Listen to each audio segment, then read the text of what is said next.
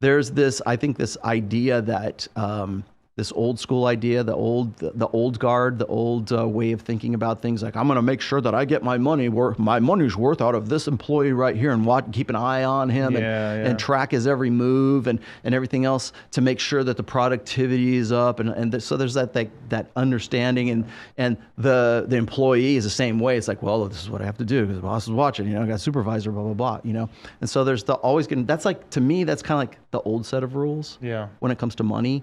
And I think that I would say probably since about like 2000, there's more ways to make money online in a worldwide globalized economy right now in ways we couldn't have dreamed of when my dad was working a workaday job and was, earning a pension.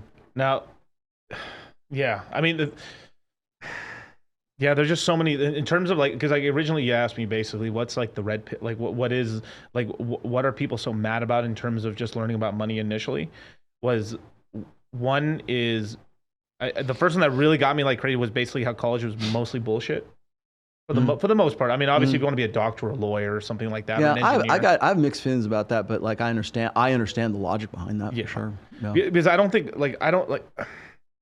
think a lot of it is driven by the person.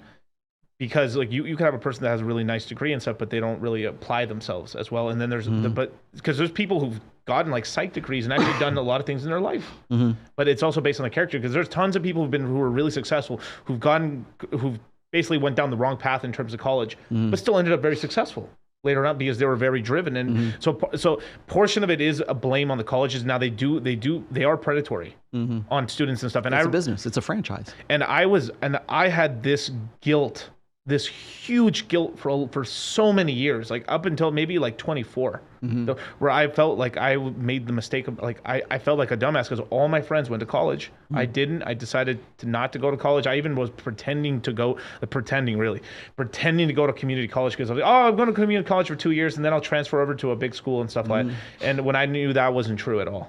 I was just doing the motions just to get my parents off my back. Yeah, basically. Yeah, because that's what's expected of you. Right. Because your parents they believe in the old set of books or old rule set. My mom used to give me grief about that too, back when she was alive, because she was like, "Why do you move from job to job to job so much?" I'm like, "Because that's the gig economy. That's what we have to do."